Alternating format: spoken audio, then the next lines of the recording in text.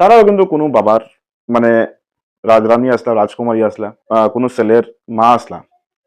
আর এখন বর্তমানে তারা যে কন্ডিশনটা, যে অবস্থায় তারা আছেন, এটা দায়বদ্ধতা কার? তো আপনারা স্ক্রিনের মধ্যে যে ফটোটা দেখতে পাররা, তার নাম হইছে রেখা দ্বিবেদী।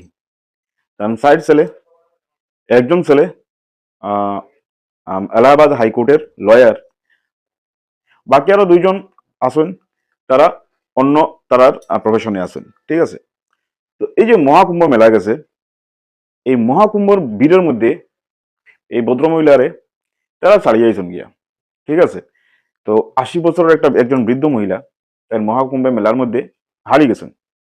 তারপরে এখানে যারা যারা হারিয়ে যায়, তারা যে রেস্কিউ করে, যারা যে টিমটা আছে মহাকুম্ভের মধ্যে প্রয়াগরাজে, তারা এই বৃদ্ধ মহিলারা রেস্কিউ করছেন।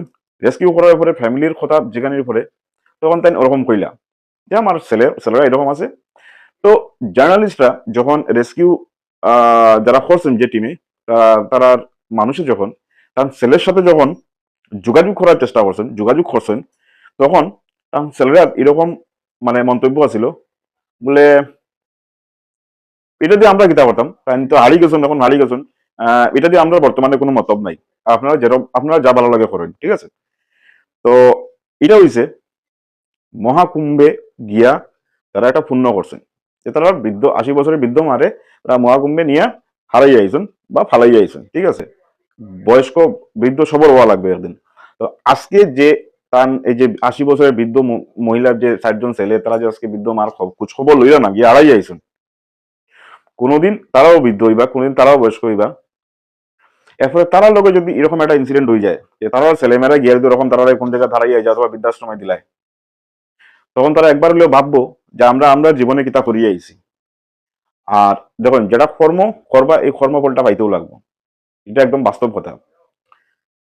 এই যে সাইডে আপনারা একটা ভিডিও ক্লিপ আপনারা এখন দেখতে পারা, এই ভিডিও ক্লিপটা কোনো বিয়া বাড়ির অথবা কোনো ফাংশন বাড়ির খাওয়ার নাই। এই ভিডিও ক্লিপটা হয়েছে একটা বৃদ্ধাশ্রমের। এই বৃদ্ধাশ্রমে যত বয়স্ক মারা আছেন, সব একসঙ্গে বইয়া ভাত খাইরা। ঠিক আছে?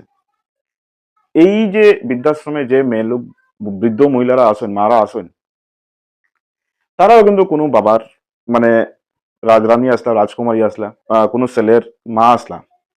আর এখন বর্তমানে তার যে কন্ডিশনটা, যে অবস্থায় তারা আছেন, এটা দায়বদ্ধতা কার? তো একটা জিনিস চিন্তা করবা, এই যে বৃদ্ধাশ্রমে আজকে যারা আছেন, তারা ছেলেমেয়েরা কিন্তু তারা লাইফেও ব্যস্ত আছেন। এমন নাই যে এখানেও কেউ মানে নিঃসন্তান, এরকম না, কিন্তু সবার সন্তানাদি আছেন। যারা সন্তান রইয়া গেছেন, তারা সন্তানরাও কিন্তু মানে ভবিষ্যতের গন্তব্যস্থলে যে এটাই, এই বৃদ্ধাশ্রমেই তারা রইতে লাগবো। কারণ যেটা কর্ম করবা, এটার প্রতিফলন তো পাওয়াও লাগবো।